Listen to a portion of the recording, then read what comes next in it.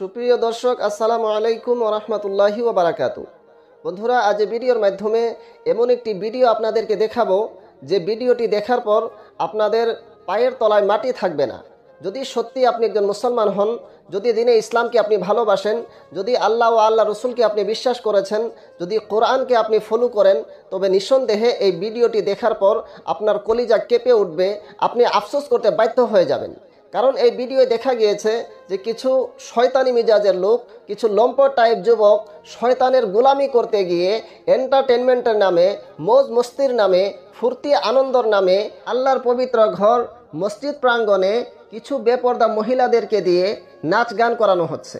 মাআযাল্লাহ সুম্মা মাআযাল্লাহ।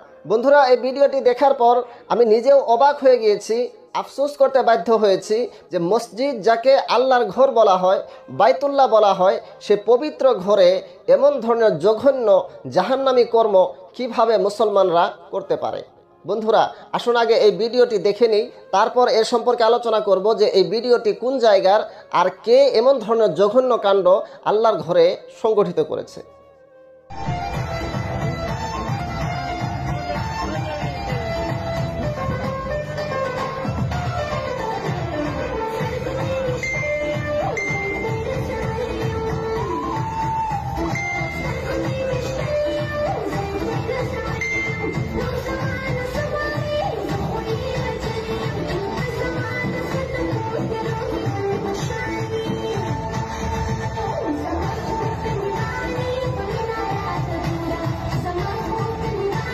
তো বন্ধুরা, দেখলেন আপনারা এই ভিডিওটি। এই ঘটনাটি সংঘটিত হয়েছে পাকিস্তানের দরা আদম খেল ও কোহাট রোডে অবস্থিত একটি জামে মসজিদে।